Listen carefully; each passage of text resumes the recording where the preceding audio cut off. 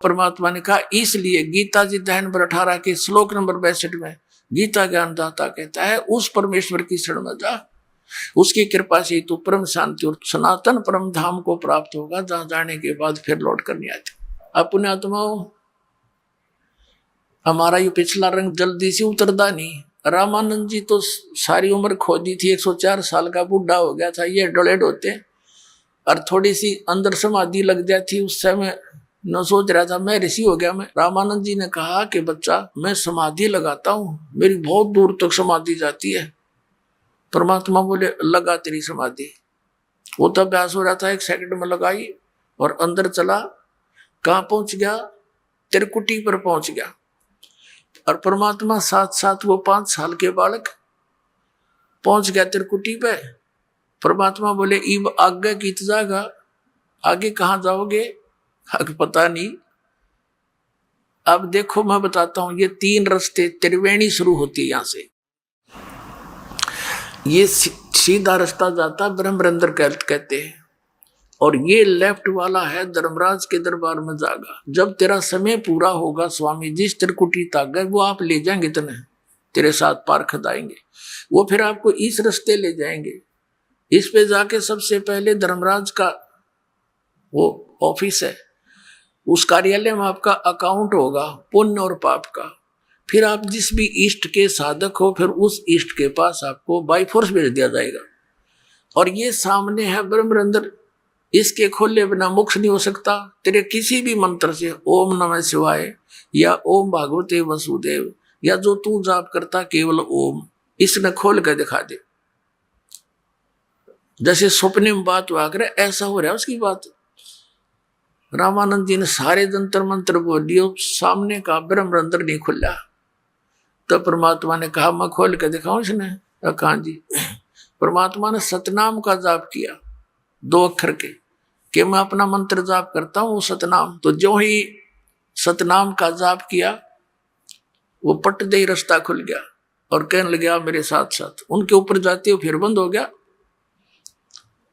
अब आगे जाकर क्या देखा?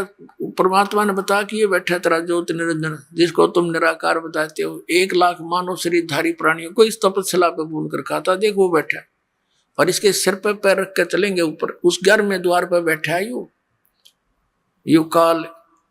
तो परमात्मा ऊपर लेकर गए, इस परब्रह्म के अक्षर पुरुष के साथ संग ब्रह्मांड पार करके, भौर गुफा पार करके सचखंड में ले गए, साथ में वो बालक रूप में और रामानंद जी की आत्मा। ऊपर जाके क्या देखा कि तेजों में परमात्मा, जैसे आपने देखा सुना पढ़ा था कल जन्म साखी के अंदर के सचखंड में, नानक साहब ने तेजों में तखत और तेजों में लोक में एक विष्णु रूप में भगवान देखा। विष्णु का अर्थ वैसे तो पूर्ण परमात्मा ही होता है, जो सबका धारण पोषण करे, लेकिन उस वेदों में वर्णित विष्णु के आधार पर काल ने अपने पुत्र का नाम विष्णु रख लिया। जैसे होम मिनिस्टर तो सेंटर का भी है, होम मिनिस्टर अपने हरियाणा का भी है, लेकिन दिन रात का अंतर है। अब जब परमात्मा 5 वर्ष के बालक ऊपर गए, तो वहां एक तेजो में शरीर में परमात्मा खुद भी विराजमान है, अन्य रूप में।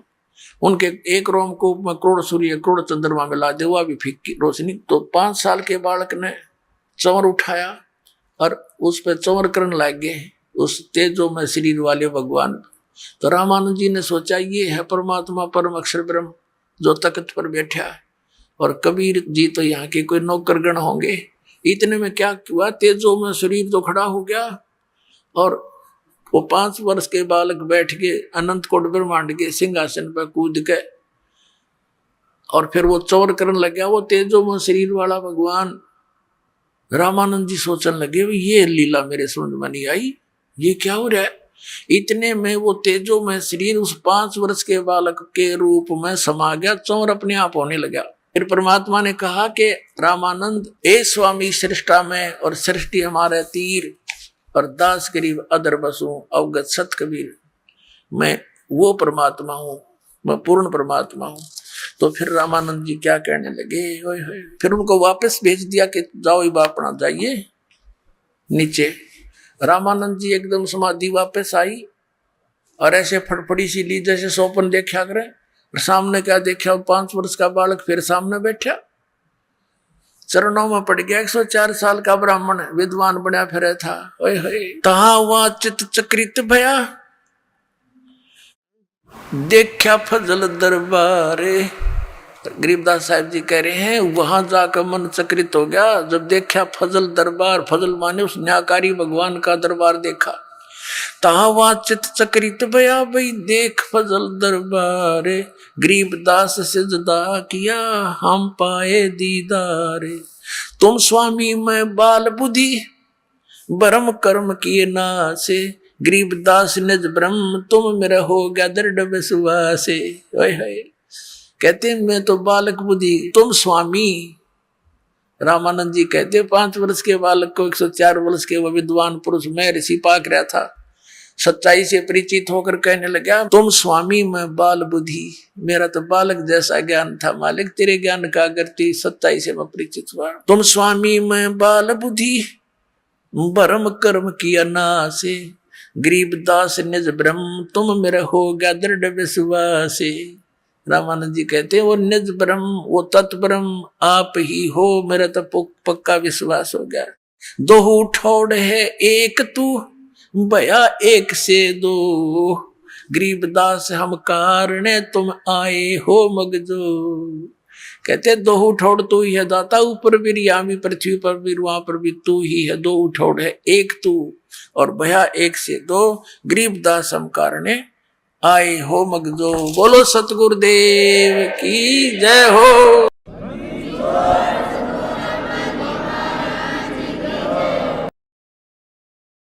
परम पिता परमात्मा पूर्ण ब्रह्म सर्व सृष्टि रचनहार कबीर देव कबीर साहेब जी की असीम कृपा से आप पुण्यात्मा ये सत्संग सुन रहे हैं। ये आध्यात्मिक संपूर्ण ज्ञान सुन रहे हैं। इसके अंदर आप जी को अपने सदग्रंथों में छुपे हुए गूढ़ रहस्यों का ज्ञान होगा।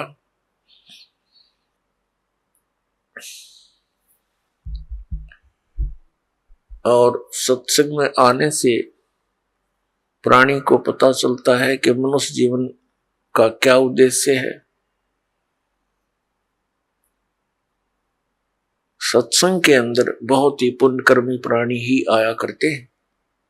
सत्संग में पता चलता है कि मानुष जन्म पाके जो नहीं रटे हरि नाम, और जैसे कुआ जल बिना बनवाया क्या काम। परमात्मा हमें याद दिलाते हैं मनुष्य जीवन प्राप्त करके यदि प्राणी परमात्मा की भक्ति नहीं करता, उसका जीवन ऐसे व्यर्थ है जैसे जिस कूप में, जिस कुएं में जल ना हो, बाकी उसकी सारी स्ट्रक्चर खड़ा हो, पक्का कुआ कर रखा हो, बढ़िया उसके ऊपर बाल्टी रखी हो, लेकिन जल नहीं है तो यूजलेस है। ठीक इसी प्रकार मनुष्य जीवन प्राप्त प्राणी यदि परमात्मा की भक्ति नहीं करते हैं तो उनका जीवन उस कूप रहित, उस जल रहित कूप के तुल्य है। अब उस कुएं का नाम कुआ अवश्य है, लेकिन गुण कुएं के नहीं है।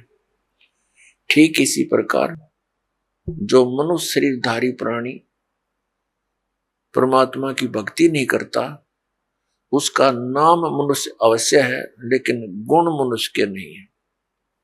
अपने आत्मा हम देखते हैं कि परमात्मा के चाहने वाली पुण्यात्माओं की कमी नहीं। जहां भी जिस संत के पास देखते हैं लाखों की संख्या में ये पुण्यात्मा कल्याण कराने के लिए, कल्याणार्थ वहां पहुंच जाते हैं।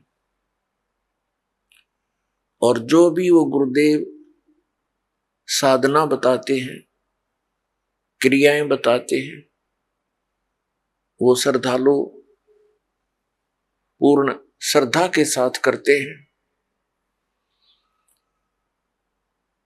और जो बिल्कुल भक्ति नहीं करते उनकी भी कमी नहीं। पुण्यात्मा जो भक्ति बिल्कुल नहीं करते वो तो बिल्कुल अपना मनुष्य जीवन का नाश कर ही रहे हैं। साथ में जो भक्ति कर रहे हैं और शास्त्र विधि त्याग कर मनमाना आचरण करते हैं, अज्ञानी गुरुओं के पास बैठे हैं, तो वो भी बहुत बड़े धोखे में है। वो भी अपना जीवन नाश कर रहे हैं। तो पुण्यात्मा परमात्मा के पाने के लिए प्रयत्नशील प्राणी इस बात से परिचित होता है कि परमात्मा गुरु के बिना नहीं मिल सकता, इसलिए गुरुओं की आवश्यकता पड़ी और गुरु बनाने के लिए हम इन महापुरुषों के पास पहुंच गए। अब पुण्यात्माओं विशेषकर भारतवर्ष में बहुसंख्या के अंदर साधक साधना कर रहे हैं, चाहे कोई मंदिर में जाकर, चाहे कोई व्रत रख के हनुमान की चालीसा पढ़ के, या कोई भगवान शंकर श्री कृष्ण जी की भक्ति करके, या कोई तीर्थ आदि पर जाकर कोई ना कोई साधना वो कर ही रहा है, या फिर कोई गुरु बना के। और हम देखते हैं इतनी बहुसंख्या में जहां भक्ति कर रहे हो इंसान, तो एक विशेष परिवर्तन होना चाहिए समाज के अंदर, लेकिन कोई परिवर्तन नहीं। प्रत्येक बुराई बढ़ती जा रही है, हाहाकार मच रहा है। तो इसका कारण क्या है? इसका कारण है जो साधनाएं भक्तजन कर रहे हैं उनसे उनको परमात्मा से मिलने वाली राहत प्राप्त नहीं हो रही, जिस कारण से वे उन्हीं बुराइयों को करना प्रारंभ कर देते हैं जो एक भक्त ने नहीं करनी चाहिए। वो कौन कौन सी बुराइयां हैं? शराब पीना, मांस खाना, और धनी बनने के लिए रिश्वत लेना, और टेंशन समाप्त करने के लिए गुटी लगाना। तो जिस कारण से बुराई बढ़ रही है, घट नहीं रही। परमात्मा की भक्ति करने वाले प्राणी को परमात्मा का लाभ विशेष मिलना प्रारंभ हो जाता है, और उसको फिर एक विशेष ज्ञान होता है कि यदि तू ये बुराई करेगा तो तुझे इन आपत्तियों का सामना करना पड़ेगा। फिर वो इस डर से उन बुराइयों को नहीं करेगा कि ये पाप है, और फिर परमात्मा उसको एक विशेष लाभ देगा। पुण्यात्मा जैसे राजा लोगों को हम बहुत शक्तिशाली मानते हैं, उनके ऊपर भी कोई आपदा आती है तो वो भी संतों के पास ही जाकर उसका निवारण करवाते हैं। तो इससे क्या सिद्ध हुआ कि कोई ऐसी शक्ति है जो हमें एक विशेष लाभ राहत दे सकती है। वो कौन है और कैसे वो राहत देता है, इसका ज्ञान संत जन ही बताया करते हैं। तो पुण्यात्माओं, आप जी को सत्संग प्राप्त नहीं हुआ, और जिसको आप सत्संग जानकर ग्रहण किए हुए हो वो कोरा ज्ञान है। क्योंकि जो हमारे सदग्रंथों में प्रमाण नहीं है तो वो शास्त्र विरुद्ध ज्ञान है, शास्त्र विरुद्ध साधना है, उसका कोई लाभ नहीं। अब पहले क्या कारण रहा कि हमारे जो धर्म गुरु थे वो संस्कृत अवश्य जानते थे, लेकिन अध्यात्म ज्ञान शून्य था उनका। वे तत्व ज्ञानहीन थे और हैं अभी तक। हमारे धर्मगुरु कौन है? आचार्य, शंकराचार्य और अन्य मंडलेश्वर, ये सब हमारे धर्मगुरु हैं। ये संस्कृत के तो विद्वान थे, व्याकरण भी इनकी अच्छी दुरुस्त है, लेकिन अध्यात्म ज्ञान बिल्कुल नहीं। अपने आत्मा पवित्र हिंदू धर्म के ये आदरणीय धर्मगुरु हमें जो भी ज्ञान देते हैं, समझाया करते थे, समझाते हैं, बताते हैं, वो कहते हैं कि हमने इनको सदग्रंथों से, पवित्र वेदों से, पवित्र श्रीमद् भगवत गीता से और पवित्र पुराणों से ये ज्ञान तुम्हें सुनाया है। तो हम यही मान बैठे थे कि ये संस्कृत के विद्वान हैं, हमारे सभी सदग्रंथ संस्कृत में लिपिबद्ध है और ये जो ज्ञान दे रहे हैं वो बिल्कुल सही और शास्त्रों वाला ही है। लेकिन अब इस दास को पता चला, क्योंकि इस दास की आंखें बन गई, वो तत्व ज्ञान वाली आंखें दुरुस्त हो गई। पहले हमारे पूर्वज, पहले के जो माता पिता, दादा दादी, कई पीढ़ियां जो हमारे हिंदू धर्म के थे सभी के, वो श्रद्धालु थे, अशिक्षित थे, और इन धर्म गुरुओं ने जो भी क्रियाएं बताई वो सिर दड़की बाजी ला के और पूरी श्रद्धा से करते रहे। तो पुण्यात्माओं, आज हम इस योग्य कर दिए परमात्मा ने कि हम इन सदग्रंथों को अब स्वयं देखेंगे। इस दास ने इन सदग्रंथों का गहन निरीक्षण किया, अध्ययन किया, तो उसमें क्या पाया कि हमारे जितने भी धर्मगुरु, हिंदू धर्म के धर्मगुरु, ऋषि, महर्षि, ये मंडलेश्वर, महंत, संत, ये सभी लोक वेद सुना रहे हैं, दंत कथा सुनाया करते हैं। इनके पास शास्त्र अनुकूल ज्ञान नहीं है। ये वेदों, गीता और पुराणों के विपरीत ज्ञान हमें दे रहे हैं और नाम इन्हीं सदग्रंथों का ले रहे हैं। जो टीचर, जो अध्यापक आउट ऑफ सिलेबस पढ़ाता है, पाठ्यक्रम से हटकर ज्ञान देता है, वो अध्यापक ठीक नहीं, वो शत्रु है उन विद्यार्थियों का। और यही कारण रहा पुण्यात्माओं, शास्त्र विधि को त्याग कर मनमाना आचरण करवा कर इन हमारे धर्म गुरुओं ने हमारे सभी पूर्वज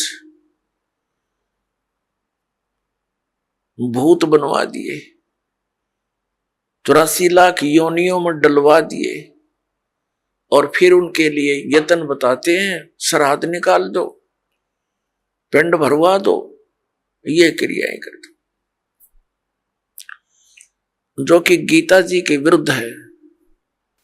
श्रीमद् भगवत गीता अध्याय नंबर 9 श्लोक नंबर 25 में कहा कि जो भूत पूजते हैं वो भूतों को प्राप्त होंगे। ये श्राद्ध निकालना, पिंड भरवाना, 13वीं करना और अस्थि प्रवाह करना, गति कराने के अर्थ, तो ये सब भूत पूजाएं हैं। इनके करने वाले भी भूत ही बनेंगे। देवताओं की पूजा करने वाले देवताओं को प्राप्त होंगे, पितरों की पूजा करने वाले पितर बन जाएंगे। गीता ज्ञानदाता कहता है कि मेरी भक्ति करने वाला मुझे प्राप्त होगा। तो हमने भगवान की भक्ति त्याग कर ये भूत पूजा शुरू कर दी, श्राद्ध आदि निकालना, जिस कारण से हम शास्त्रीय विधि त्याग का मनमाना आचरण करते रहे और महान कष्ट को उठाते रहे। अपनात्मा, अध्यापक किसे कहते हैं? टीचर किसे कहते हैं? अध्यापक अपने जॉब का मास्टर होता है, उसको टीचर बोलते हैं, अध्यापक कहते हैं, मास्टर कहते हैं। जो जिन धर्म गुरुओं को समाज ने खुली छुट्टी दे दी कि तुम सदग्रंथ पढ़ो और हमें सुनाओ और हमें वो परमात्मा का ज्ञान जो सदग्रंथों में विद्यमान वो बताओ, उनको फ्री कर दिया, उनको दक्षिणा देनी शुरू कर दी कि अपना निर्वाह भी करते रहो दक्षिणा से और फ्री हो तुम पढ़ो अच्छी तरह इन सदग्रंथों और हमें बताओ। तो उन्होंने, हमारे धर्म गुरुओं ने सदग्रंथों को पढ़ा अवश्य और इनको कंठस्थ याद भी कर लिया संस्कृत भाषा में, लेकिन इनको वेदों, गीता और पुराणों का कख भी पता नहीं, इन आचार्यों को और इन शंकराचार्यों को। इनको अध्यात्म ज्ञान नहीं। इनको तो ज्ञान होगा कहां से? जिन भगवानों को ये पूजते हमारे आचार्य और धर्म शंकराचार्य, और हमें उन्हीं को पूजने की सलाह देते हैं कि ये भगवान है। कौन? श्री ब्रह्मा, श्री विष्णु, श्री शंकर भगवान आदि। और इनको ये परमात्मा बताते हैं, भगवान बताते हैं, ईश बताते हैं और इनकी पूजा स्वयं भी करते, हमें भी करने की सलाह देते हैं। तो इन भगवानों को अध्यात्म ज्ञान नहीं, श्री विष्णु को, श्री ब्रह्मा को, श्री शंकर जी को। तो हमारे धर्म गुरुओं को, शंकराचार्यों को, आचार्यों को ज्ञान कहां से होगा? अपनात्मा इस कंसेप्ट को क्लियर करने के लिए कि इन भगवानों को भी ज्ञान नहीं, श्री विष्णु जी को, श्री ब्रह्मा, श्री शंकर जी को, और दुर्गा को भी कंप्लीट ज्ञान नहीं, श्री देवी जी को भी, और ब्रह्म, इस जिसको ये परम ब्रह्म बोलते हैं, ये है तो ब्रह्म सरपुरुष, इसको भी कंप्लीट ज्ञान नहीं। अपने आत्मा ये बड़ा विवाद का विषय बन जाएगा यदि इस वाक्य को यही छोड़ दिया और प्रमाण ना दिखाए। प्रथम तो आपको 19 पुराणों में आप ये दास दिखाएगा कि ब्रह्मा और विष्णु और शंकर ये भगवान नहीं है, ये ईश नहीं है, और ये हमें हमारे धर्मगुरु शंकराचार्य और आचार्य ये मंडलेश्वर ये कहते ये भगवान है।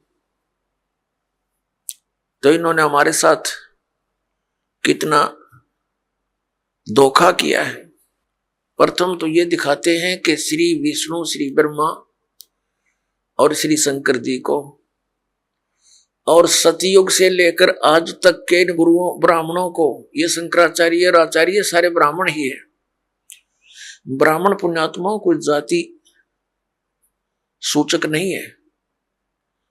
ब्राह्मण वो व्यक्ति है जो अध्यापक पद पर विराजमान है,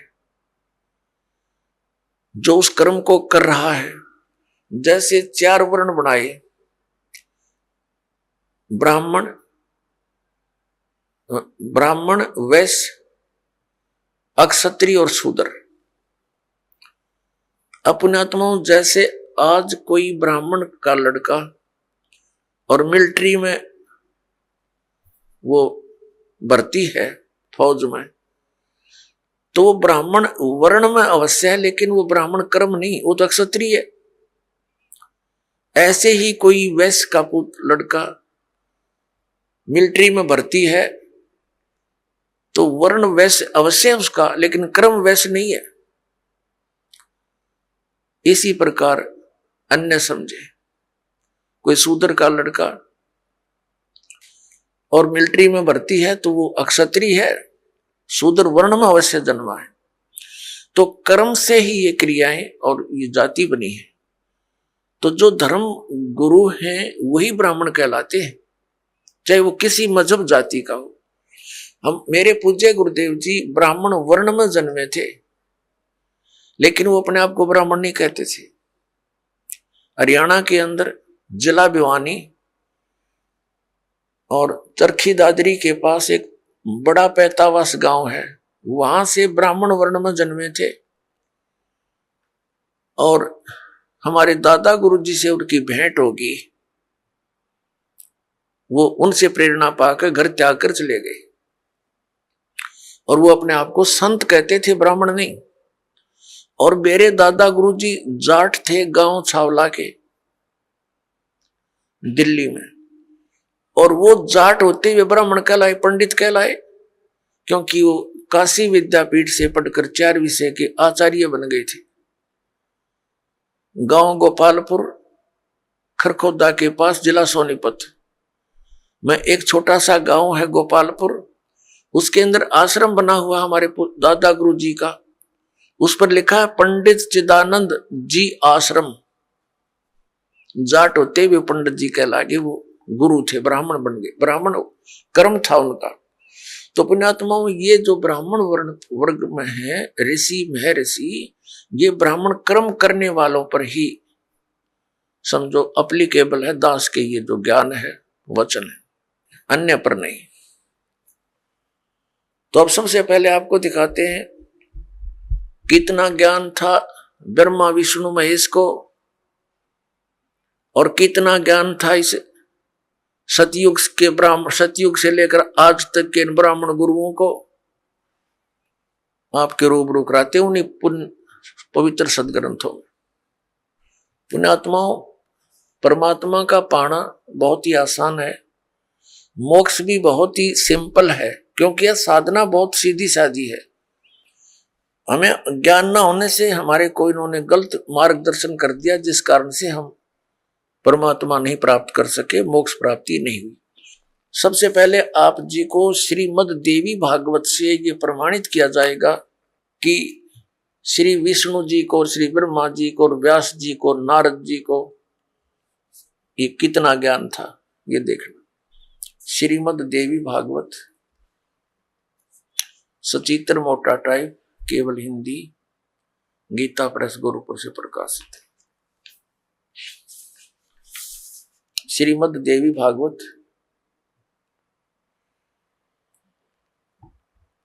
संपादक हनुमान प्रसाद पोदार, चिमनलाल गोस्वामी।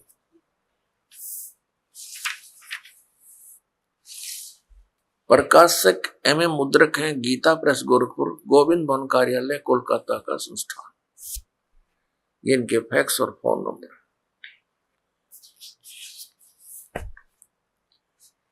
ये देखिएगा 28 नंबर पृष्ठ पे, ये पहला स्कंद है, संक्षिप्त देवी भागवत पहला स्कंद। नारद जी ने कहा, ये नारद जी और व्यास जी की गोष्ठी हो रही है। नारद जी ने कहा, व्यास जी तुम इस विषय में जो पूछ रहे हो ठीक ही प्रश्न मेरे पिताजी ने भगवान श्री हरि से किया था। देवा अधिदेव भगवान जगत के स्वामी हैं। लक्ष्मी जी उनकी सेवा में उपस्थित रहती हैं। दिव्य कौस्तुमणि उनकी शोभा बढ़ाती है। वे शंख चक्र गदा लिए रहते हैं, पीतांबर धारण करते हैं, 4 भुजाएं। वे चराचर जगत के आश्रयदाता हैं, जगत गुरु एवं देवताओं के भी देवता हैं। ऐसे जगत प्रभु भगवान श्री हरि महान तप कर रहे थे, उनकी समाधि लगी थी। यह देखकर मेरे पिता ब्रह्मा जी को बड़ा आश्चर्य हुआ। अतः उन्होंने उनसे जानने की इच्छा प्रकट की। ब्रह्मा जी ने पूछा, प्रभु आप देवताओं के अध्यक्ष, जगत के स्वामी और भूत भविष्य एवं वर्तमान सभी जीवों के एकमात्र शासक हैं। भगवान फिर आप क्यों तपस्या कर रहे हैं और किस देवता की आराधना में ध्यान मगन है? मुझे असीम आश्चर्य तो यह हो रहा है कि आप देवेश्वर एवं सारे संसार के शासक होते हुए भी समाधि लगाए बैठे हैं। ब्रह्मा जी के विनीत वचन सुनकर भगवान श्री हरि यानी विष्णु जी कहने लगे। अब हम 29 पृष्ठ पर आ गए, पहला स्कंद। श्री हरि ने उनसे कहने लगे, ब्रह्मन सावधान होकर सुनो, विष्णु जी बताने लगे ब्रह्मा जी को, मैं अपने मन का विचार व्यक्त करता हूं, देवता दानव मानव सब यही जानते हैं कि तुम सृष्टि करते हो, मैं पालन करता हूं और शंकर संहार किया करते हैं। किंतु फिर भी वेद के पारगामी पुरुष अपनी युक्ति से यह सिद्ध करते हैं कि रचने पालने और संहार करने की यह योग्यता जो हमें मिली है, इसकी अधिष्ठात्री शक्ति देवी है। वे कहते हैं कि संसार की सृष्टि करने के लिए तुम में राजसी शक्ति का संचार हुआ है, मुझे सात्विक शक्ति मिली है और रुद्र में तामसी शक्ति का आविर्भाव हुआ है। उस शक्ति के अभाव में तुम इस संसार की सृष्टि नहीं कर सकते, मैं पालन करने में सफल नहीं हो सकता और रुद्र संहार कार्य करने होने में भी, रुद्र से संहार कार्य होना भी संभव नहीं। ब्रह्मा जी हम सभी उस शक्ति के सहारे यानी दुर्गा के सारे ही अपने कार्य में सदा सफल होते। सुवर्त प्रत्यक्ष और परोक्ष दोनों उदाहरण में तुम्हारे सामने रखता हूं, सुनो। यह निश्चित है कि उस शक्ति के अधीन होकर ही मैं इस शेष नाग की सैया पर सोता और सृष्टि करने का अवसर आते ही जाग जाता हूं। मैं सदा तप करने में लगा रहता हूं, उस शक्ति के शासन से कभी मुक्त नहीं रह सकता। मैं सदा तप करने में लगा रहता हूं, ये ध्यान रखना। उस शक्ति के शासन से कभी मुक्त नहीं रह सकता। कभी अवसर मिला तो लक्ष्मी के साथ सुख पूर्वक समय बिताने का सौभाग्य प्राप्त होता है। मैं कभी तो दानवों के साथ राक्षसों के साथ युद्ध करता हूं। अखिल जगत को भय पहुंचाने वाले दैत्यों के विकराल शरीरों को शांत करना मेरा परम कर्तव्य हो जाता है। और यहां कमाल कर दिया विष्णु जी ने अपने अध्यात्म ज्ञान का। मुझे सब प्रकार से शक्ति यानी दुर्गा जी के अधीन होकर रहना पड़ता है। उन्हीं भगवती शक्ति का मैं निरंतर ध्यान किया करता हूं। ब्रह्मा जी मेरी जानकारी में इन भगवती शक्ति से बढ़कर दूसरे कोई देवता नहीं। अब ये है श्री विष्णु जी के आध्यात्मिक ज्ञान का निष्कर्ष। श्री विष्णु जी कह रहे हैं कि मैं दुर्गा से, श्री दुर्गा जी से ऊपर किसी भगवान से परिचित नहीं हूं। मेरे अध्यात्म ज्ञान में यह सबसे बड़ी देवता भगवान है। अपना आत्मा आपने इसी लेख में पढ़ा। श्री नारद जी विचलित, श्री व्यास जी विचलित, ब्रह्मा जी के ज्ञान को इन्होंने बताया ही है कि ब्रह्मा जी विष्णु जी को जगत गुरु, देवेश्वर, सारे संसार के पालन करता, उत्पत्ति करता सब कुछ बता रहे हैं। और ये क्या निष्कर्ष दे रहे हैं विष्णु जी कि मैं तो दुर्गा के अधीन हूं और घोर तप करता हूं। ये तप करके क्या करते हैं, बैटरी चार्ज कर लेते हैं, फिर राक्षसों के साथ लड़ते हैं, फिर इनकी बैटरी डिस्चार्ज हो जाती है, सिद्धियों से लड़ते हैं और फिर ऐसे चार्ज करते हैं। अब विष्णु जी ने तो बता दिया कि दुर्गा से ऊपर मैं किसी को नहीं जानता, मैं दुर्गा की भक्ति करता हूं। और हमारे धर्म गुरुओं से जब कोई प्रश्न किया जाता था कि श्री ब्रह्मा, श्री विष्णु, श्री शिव जी ये किसकी भक्ति करते हैं, ये कहा करते थे, कुछ तो कहते थे कि अपने स्वरूप का ध्यान करते हैं। कोई कहता था कि शंकर भगवान श्री राम की पूजा करता है और श्री राम शंकर जी की पूजा करता है, और कोई कहता कि नहीं ये किसकी पूजा करते हैं, ये तो स्वयं है। अब आपके समक्ष है कि श्री विष्णु जी दुर्गा जी की पूजा कर रहे हैं और इनको सुप्रीम पावर बता रहे हैं, सुप्रीम गॉड, सबसे बड़े भगवान, देवता। अब दुर्गा जी क्या बताती है, इसके भी दो वचन सुनते हैं। ये देखिएगा 7वां स्कंद संक्षिप्त देवी भागवत 562 पृष्ठ पे। यहां देवी के द्वारा हिमालय को ज्ञानोपदेश, ब्रह्म स्वरूप का वर्णन। श्री देवी जी क्या कहती है? श्री देवी जी कहने लगी, पर्वतराज अब मैं तुझे ब्रह्म के बारे में जानकारी, पहले तो इसने अपने बारे में बताया, लेकिन फिर कहती है नहीं, उस ब्रह्म का क्या स्वरूप है यह बतलाया जाता है, जो प्रकाश रूप सबके अत्यंत समीप में स्थित, हृदय रूप गुहा में स्थित होने के कारण गुहाचर नाम से प्रसिद्ध और महान पद अर्थात परम प्राप्य है। वह समस्त प्रजा के ज्ञान से परे है, अर्थात किसी की बुद्धि में आने वाला नहीं है, यह तुम जानो। जो परम प्रकाश रूप है, जो सूक्ष्म से भी अत्यंत सूक्ष्म है, जिसमें संपूर्ण लोक और उन लोकों में निवास करने वाले प्राणी स्थित है, वही यह अक्षर ब्रह्म है, वही सबके प्राण है, वही सबकी वाणी है और वही सबका मन है। वह यह परम सत्य और अमृत अविनाशी, 563 पृष्ठ पा रहे हैं, 7वां सकंद पढ़ रहे हैं। वह अमृत अविनाशी तत्व है, सौम्य। देवी जी कह रही है, उस वेदने योग्य लक्ष्य का तुम वेदन करो, मन लगाकर उसमें तन्मय हो जाओ। सौम्य उपनिषद में कथित महान अस्त्र रूप धनुष लेकर उस पर उपासना द्वारा तीक्ष्ण किया हुआ बाण संधान करो और फिर भावानुगत चित्त के द्वारा उस बाण को खींचकर उस अक्षर रूप ब्रह्म को लक्ष्य बनाकर वेदन करो। प्रणव माने ओम धनुष है, जीवात्मा बाण है और ब्रह्म को उसका लक्ष्य कहा जाता है। अब इसमें क्या कहा है? श्री देवी जी कह रही है हिमालय राजा को कि मनुष्य को चाहिए ओम नाम का जाप करे और ब्रह्म पाने का उद्देश्य रखे। इतनी सी बात, और कुछ नहीं। आगे देखो, इसी में फिर हम यहां आ जाते हैं नीचे। उस एकमात्र परमात्मा को ही जाने, दूसरी सब बातों को छोड़ दे। अब देवी जी, दुर्गा जी अपनी साधना को भी कहती है वो भी छोड़ दो, केवल एक उसी परमात्मा की भक्ति करो। यही अमृत रूप परमात्मा के पास पहुंचाने वाला पुल है। संसार समुद्र से पार होकर अमृत स्वरूप परमात्मा को प्राप्त कराने का यही सुलभ साधन है।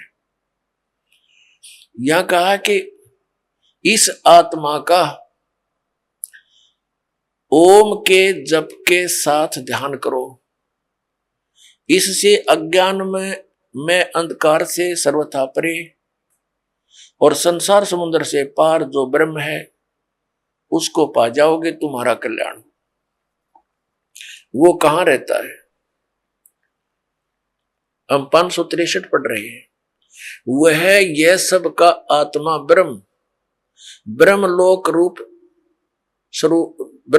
रूप दिव्य आकाश में स्थित है। वह ब्रह्मलोक में रहता है, इसका सीधा सा अर्थ है। अपनात्मा, ये तो अध्यात्म ज्ञान हो गया दुर्गा जी का। ये क्या बता रही है? श्री देवी जी कह रही हिमालय राजा को कि और सब पूजाएं त्याग दे, केवल एक ब्रह्म की पूजा कर, उसका ओम नाम है। उस साधना से तू ब्रह्म लोक को प्राप्त होगा। अपनात्मा, श्री मद भगवत गीता जी का ज्ञान ब्रह्म ने ही दिया, श्री कृष्ण जी में प्रवेश करके। अब वो ब्रह्म क्या बोलता है?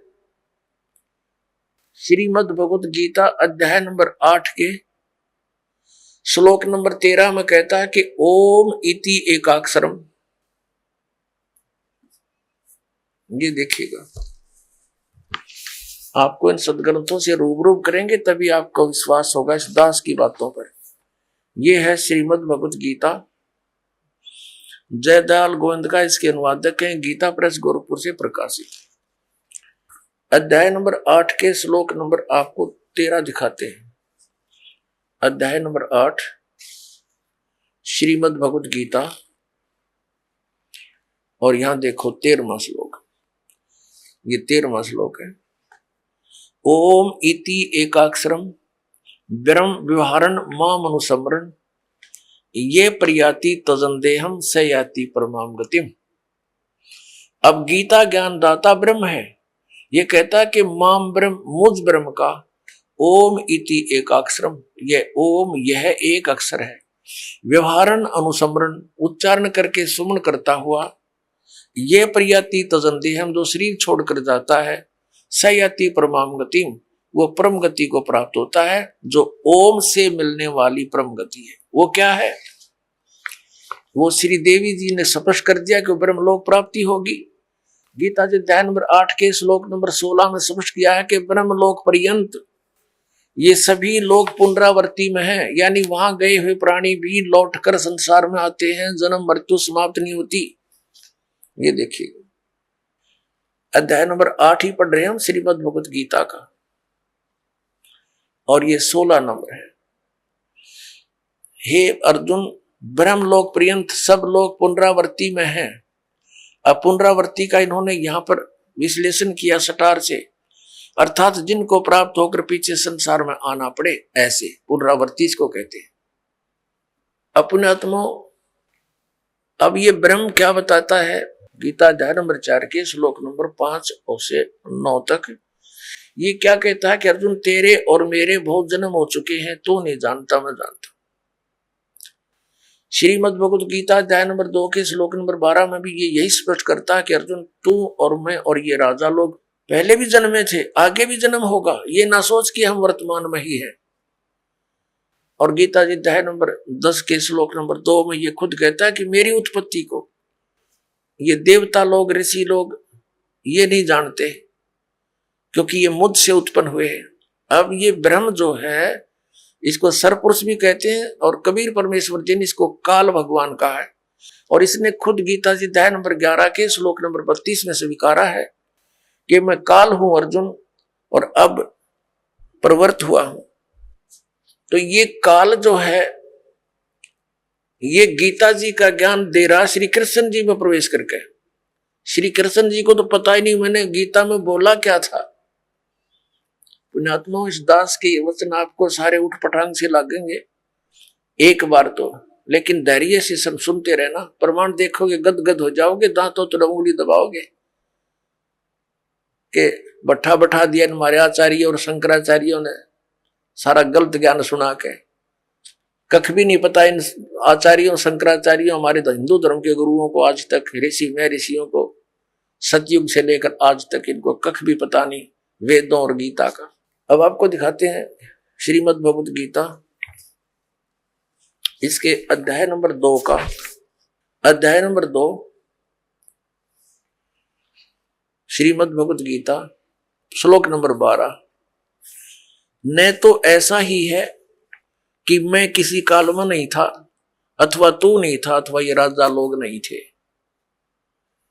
और न ऐसा ही है कि इससे आगे हम सब नहीं रहेंगे। आगे देखो, ये देखिएगा, ये है गीता अध्याय नंबर 4 और श्लोक नंबर ये 5 है। यहां से इसका अनुवाद इन्होंने यहां किया है। हे परंतम अर्जुन, मेरे और तेरे बहुत से जन्म हो चुके हैं, उन सबको तू नहीं जानता, मैं जानता हूं। फिर यहां 9वें में क्या कहा कि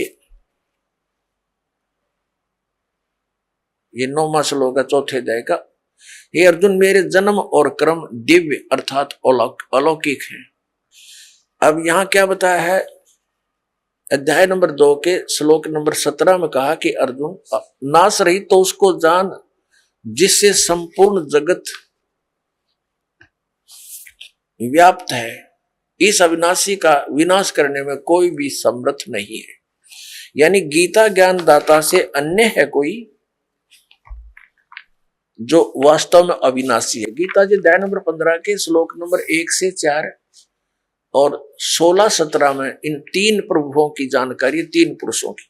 अब पहले आपको अध्याय नंबर 10 का श्लोक नंबर 2 दिखाते हैं। ये देखिएगा, अध्याय नंबर 10 श्रीमद् भगवद गीता अध्याय 10 और श्लोक 2 में, मेरी उत्पत्ति को ये जो भी ये लिखते हैं, प्रभाव माने उत्पत्ति को न देवता लोग जानते हैं न मैं ऋषिजन ही जानते हैं, क्योंकि मैं सब प्रकार से देवताओं का और महर्षियों का आदि कारण। अब ये क्या स्पष्ट हो गया कि गीता ज्ञान दाता ये ब्रह्म है, सरपुरुष है। श्री कृष्ण जी में प्रवेश करके ये बोल रहा है, ये कहता है मेरा जन्म तो हुआ है, उत्पत्ति तो हुई है, लेकिन ये ब्रह्मा विष्णु महेश ये ऋषि नहीं जानते, क्योंकि ये इससे ही उत्पन्न हुए हैं। आइए अब हम उन श्रद्धालुओं के अनुभव जानते हैं जो जगत गुरु तत्वदर्शी संत रामपाल जी महाराज जी से दीक्षा प्राप्त कर चुके हैं तथा उनके द्वारा बताए गए भक्ति मार्ग पर चल रहे हैं। बहन जी नमस्कार। सत साहब सर। क्या नाम है आपका? अंजना तिवारी। अंजना जी कहाँ से आए हैं आप? जामनगर गुजरात से आई हूँ। अच्छा ये बताइए कि संत रामपाल जी महाराज से कब जुड़े आप? मैं 20 जून 2013 को मैं संत रामपाल जी महाराज की शरण में आई थी। क्यों जुड़े आप संत रामपाल जी महाराज से? मुझे कुछ ऐसी प्रॉब्लम थी जिसका कोई सॉल्यूशन नहीं था। मेरे शरीर में बहुत ज़बरदस्त प्रॉब्लम थी जिसको ना कोई डॉक्टर समझ पा रहा था क्या है, ना कोई ओझा तांत्रिक समझ पा रहा था। मेरे पूरे बॉडी में पेन होता था, जैसे हजारों सुई चुभ रही है, कोई मुझे नोच रहा है, ऐसा होता था। मैं लगभग 17-18 साल में सोई भी नहीं हूँ। मेरे ऊपर कोई दवा काम नहीं करती थी, कोई इंजेक्शन काम नहीं करता था। मैं डॉक्टरों के पास जाती थी, वो बोलते थे पूरी रिपोर्ट नॉर्मल है, पर समझ में नहीं आता था क्या है। जब मेरा ऑपरेशन चलता था तो डॉक्टर इंजेक्शन देते थे मुझे बेहोश के, मैं बेहोश नहीं होती थी। मुझे नींद के इंजेक्शन देते थे, मुझे नींद नहीं आती थी। मेरी बॉडी पार्ट को सुन्न करने का इंजेक्शन लगाते थे, वो भी मेरे ऊपर काम नहीं करता था। वो पेन किलर देते थे, वो भी मेरे ऊपर काम नहीं करता था। तो डॉक्टर परेशान थे कि इतनी ज़बरदस्त तकलीफ है और कोई इंजेक्शन काम कैसे नहीं कर रहा। हमने अपनी लाइफ में कभी ऐसा केस नहीं देखा। जब हम ओझा तांत्रिकों के पास जाते थे या एस्ट्रोलॉजर के पास जाते थे तो वो बोलते थे ये ग्रह है, वो ग्रह है, ये बीमारी है, वो बीमारी है। फिर कोई मुर्गा मांगे, कोई बकरा मांगे, कोई कुछ भी मांगता था। कोई बोलता था महामृत्युंजय का जाप करा लो, कोई बोलता था काली का जाप करा लो, गया करा लो। हमने वो भी करा लिया, 20 लाख चले गए, पर प्रॉब्लम वहीं की वहीं रही, कुछ भी नहीं हुआ। फिर वो लोग बोलने लगे कि नाटक करते हैं कुछ, मतलब ऐसी प्रॉब्लम बोलने लगे। मतलब सब तरफ से हार गए हम। और जो मुझे ठीक करता था, जो ओझा तांत्रिक, पहले तो बोलता था 100% हम ठीक कर देंगे, पर अगले दिन वो हाथ खड़े कर देता था, बोलता था इनके ऊपर कोई ऐसी शक्ति है, इन्हें ब्रह्मा भी ठीक नहीं कर सकता। बोले जो हम इनके ऊपर से हटाने की कोशिश करते हैं तो वो हमारा जान लेने लगता है। तो ओझा तांत्रिक भी हाथ खड़े कर देते थे। मैं एकदम हताश हो गई।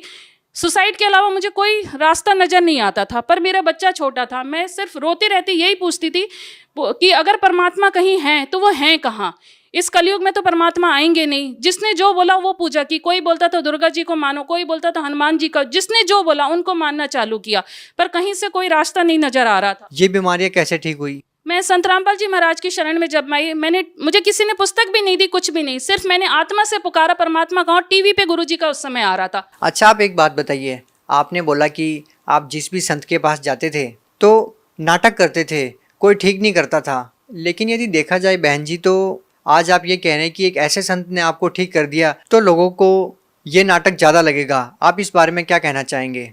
मैं वही बताना चाहूँगी कि जिनके पास हम जाते थे, जो लाखों रुपए लेते थे हमसे, वो तो हमें ठीक नहीं कर पाते थे। और जब नहीं ठीक कर पाते थे तो बोलते थे ये नाटक करें। और गुरुजी जिनके पास मैंने जाके अपनी कोई प्रॉब्लम बताई ही नहीं, मैंने सिर्फ टीवी में सुना था उनको और मैंने जाके नाम ले लिया, गुरुजी ने आशीर्वाद दिया। मैंने तो अपनी प्रॉब्लम भी नहीं बताई गुरुजी को, सिर्फ घर पे आई, गुरुजी का सत्संग सुनना चालू किया और जो मालिक ने, संत रामपाल जी महाराज ने जो हमें मंत्र दिया था, बस उसको जपना चालू किया और नियम मर्यादा में रह के भक्ति करनी चालू की।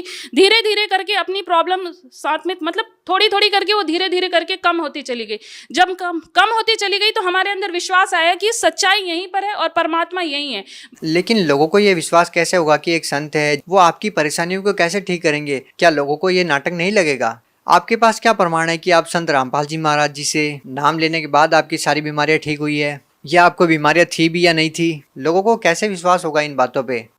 क्योंकि हम 18 साल से हमने कोई ओझा तांत्रिक और डॉक्टर किसी को नहीं छोड़ा। कौन कौन से डॉक्टर को आपने दिखाया? कौन कौन से मेडिकल में आप गए? जैसे मैं फिजिशियन के पास भी गई। कौन से मेडिकल में? दिल्ली एम्स में, और स्वरूप रानी हमारा है इलाहाबाद का, वहाँ पर। और भी बड़े बड़े हॉस्पिटल में गई मैं। Gynaecologist, neurologist, psychologist, physiologist, physician, सबके पास, किसी के पास मेरी प्रॉब्लम का कोई सॉल्यूशन ही नहीं मिला उन लोग, किसी को भी। तो लोगों को विश्वास कैसे हो उस संत से नाम दीक्षा लेने के बाद आपकी सारी प्रॉब्लम ठीक हो गई? उन्हें खुद सोचना चाहिए ये चीज़ तो, कि हमें भी क्या ज़रूरत है कि हम झूठ बोलेंगे। हमें गुरुजी ने कोई हमसे पैसे नहीं लिए और ना हमने उनको कोई पैसे दिया है। हम तो बता रहे हैं कि हम इससे पहले जिनके पास जाते थे, डॉक्टर के पास, इतने टेस्ट करा लिए हमने, हर ओझा तांत्रिक के पास लाखों हमने वहाँ दिया, पर हम वहाँ से ठीक नहीं हुए। और संत रामपाल जी महाराज जिन्होंने हमें पूरा प्रमाण दिखाया कि ये भक्ति सही है, पूरा प्रमाण दिखाया कि वो ब्रह्मा विष्णु महेश कौन है, पूरी सच्ची भक्ति दिखाई, और हमें जो मंत्र दिया हमने उसको सिर्फ जपना चालू किया।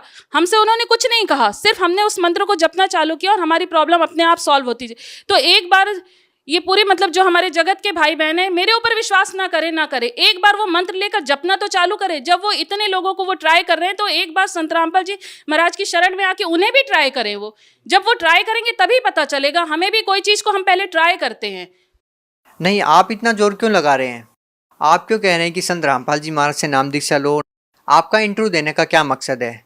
मेरा इंटरव्यू देने का यही मकसद है कि मैं 18 साल से जिंदगी और मौत के बीच में झूली हूँ और कोई मुझे ठीक नहीं कर पाया था। यहाँ तक कि सबने बोल दिया था, हमने लाइफ में ऐसा केस ही नहीं देखा। डॉक्टरों ने भी, ओझा तांत्रिक ने भी, वो भी बोलते थे कि हमारे पास बहुत बड़े बड़े भूत प्रेत वाले आए, पर हमने ऐसा नहीं देखा, ऐसा केस हमने देखा ही नहीं जिसको कि हम ठीक ही नहीं कर पा रहे हैं। और वो चीज़ हमारे ही ऊपर आ जा रही है हमारी जान लेने के लिए। और डॉक्टर तो ये बोलते थे, हमने ऐसा कोई केस नहीं देखा कि हम कोई दवा दें और इंजेक्शन दें और पेशेंट के ऊपर वो काम ना करे। ये पहला केस है जिसके ऊपर कि कोई इंजेक्शन काम नहीं कर रहे हैं, कोई दवा काम नहीं कर रही। वो मतलब मेरा ऑपरेशन चालू हो गया था पर मैं बेहोश नहीं हुई थी। फिर मुझे बोलना पड़ा कि मैं मतलब होश में हूँ और मेरी पार्ट भी शुद्ध नहीं हुआ है। डॉक्टर मतलब इतने हताश हो गए थे कि जैसे मेरा ऑपरेशन पूरा करके वो खुद ही वैष्णो देवी चले गए, कि मतलब अब मेरे को मतलब परमात्मा के ऊपर उन्होंने छोड़ दिया। उस समय डॉक्टरों ने ही, जो साइंस नहीं मानती भगवान को, मेरा ऑपरेशन के बाद वो खुद वैष्णो देवी चले गए। और मैं उनसे ठीक भी नहीं, ऑपरेशन तो मेरा हो गया पर मेरी प्रॉब्लम वहीं की वहीं रही। फिर भी तो मुझे समझ में नहीं आया कि ऑपरेशन भी हो गया सब कुछ, फिर भी मेरी प्रॉब्लम वहीं की वहीं है। फिर मेरा मतलब वही सुबह उठ के सबको ढूंढना कि आखिर परमात्मा है कहाँ चैनल पे। ऐसे ही देखते देखते न्यूज़ चैनल पे संत रामपाल जी महाराज का आ रहा था। 2013 मार्च में जो आर्य समाजियों ने हमला किया था वो आ रहा था न्यूज़ में उस समय। उसको मैंने सिर्फ देखा था, तो मैंने सोचा ये कौन से ऐसे संत है जिसके ऊपर ऐसा मतलब आक्रमण हुआ है। ये संत तो मैंने जब उनका थोड़ा बहुत कभी सत्संग देखा था ऐसे न्यूज़ चैनल चेंज करते हो, तो मुझे ये लगा कि ये तो बहुत सीधे साधे से दिखते हैं, तो इन्होंने ऐसा क्या किया जो इनका न्यूज़ में आ रहा है। बस ये जिज्ञासा मेरे अंदर थी, इसलिए मैं उनका P7 न्यूज़ पर उस समय गुरुजी का सत्संग आता था, साधना चैनल पे बंद था, तो मैंने P7 चैनल है उसको लगाया और देखा। उसके बाद मैंने पूरा सत्संग सुना तो मुझे सत्संग बिल्कुल हटके लगा। जैसे और लोग बताते वो ज्ञान बिल्कुल अलग था, जो मेरे को समझ में नहीं आता, एक अजीब सा ज्ञान है ये। तो फिर मेरा इंटरेस्ट बढ़ता चला गया। फिर मैं रोज उठ के 6:30 बजे शायद आता था गुरुजी का, उस समय 6 बजे या 6:30 बजे संत रामपाल जी महाराज का सत्संग आता था। फिर मैं डेली उसको रूटीन से देखने लगी उसको। फिर उसके बाद मैंने धीरे धीरे उसमें एक्सपीरियंस वालों को देखा, तब मैंने देखा कि मुझे गुरुजी ने इतना बचाया है दूसरे संतों के पास जाने के लिए। ये एक मैं बहुत बड़ी बात आप लोग को बताना चाहूँगी कि जब मैंने देखा तो मुझे लगा कि किसी को गुरु बनाने से हमारे कष्ट दूर होते हैं, गुरु मंत्र ले।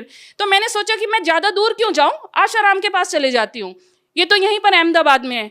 तो जब मेरे मन में ये आया कि गुरु मंत्र लेने से ही ठीक होता है, तो मैंने आशाराम को बनाने को सोचा। तो अगले दिन इंटरव्यू में आशाराम वाला आ गया भगत बताने कि वो आशाराम के पास से हार के यहाँ आया। मैंने सोचा ये तो यहाँ से हार के आया। फिर मैंने सोचा क्यों ना राधा स्वामी को बना ले, मेरे पड़ोस में ही थी वो, राधा स्वामी को बहुत मानती थी। तो जब मैंने राधा स्वामी के लिए सोचा तो अगले दिन इंटरव्यू में राधा स्वामी वाला भी आ गया। उसके बाद मैंने ब्रह्म ऋषि शिव कुमार स्वामी के लिए सोचा, अगले इंटरव्यू में नेक्स्ट दिन ब्रह्म ऋषि शिव कुमार स्वामी वाला भी आ गया बोलने कि वो वहां से हार के यहाँ आया। फिर मैंने सोचा अवधूत बाबा शिवानंद जी के बारे में जब मैंने सोचा, नेक्स्ट दिन वो भी आ गया। मेरे लिए एक इतना बड़ा चमत्कार की तरह था कि मैं जिन गुरुओं के लिए सोच रही थी, मालिक संत रामपाल जी मुझे उन सब से बचाते चले जा रहे थे। अगला इंटरव्यू उन्हीं का आता जा रहा था।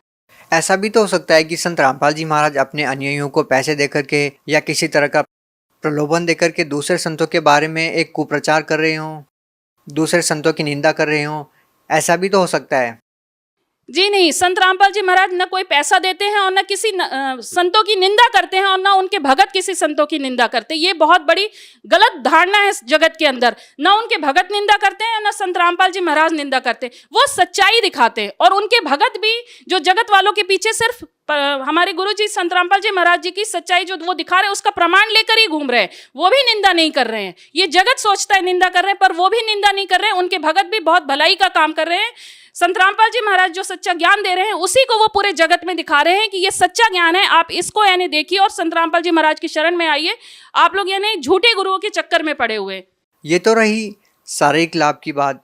संत रामपाल जी महाराज से नाम दीक्षा लेने के बाद आपको शारीरिक लाभ मिला। बात यदि आध्यात्मिक लाभ की करें और बात करें ये कि एक सच्चा सद्गुरु होता है विश्व में, तो आप लोग संत रामपाल जी महाराज को ही क्यों चुनते हैं? आप दूसरे संतों से संत रामपाल जी महाराज को किस प्रकार से अलग पाते हैं?